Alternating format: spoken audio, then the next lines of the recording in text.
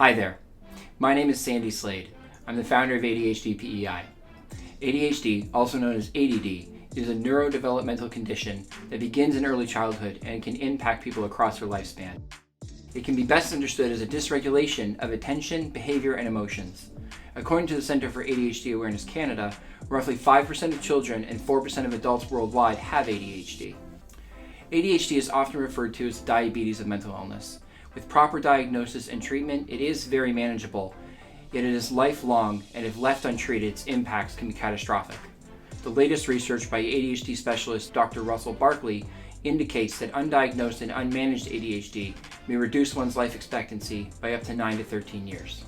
Unfortunately, the mental health care system is not always user-friendly and definitely is not set up for people with ADHD.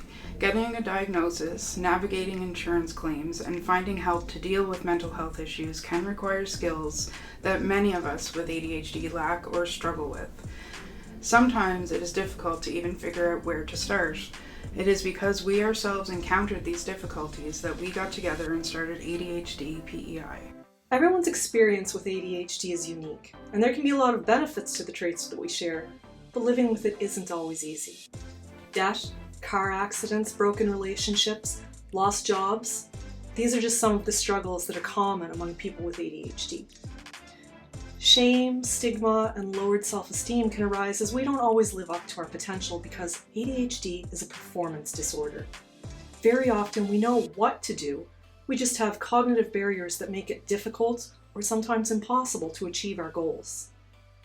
ADHD PEI started with our weekly adult ADHD support group. The group welcomes people with ADHD, their loved ones, and anyone who has questions about ADHD. A diagnosis is not necessary to come to one of our meetings. In fact, we often joke that spending an hour with a bunch of people who have ADHD might make a good screening test.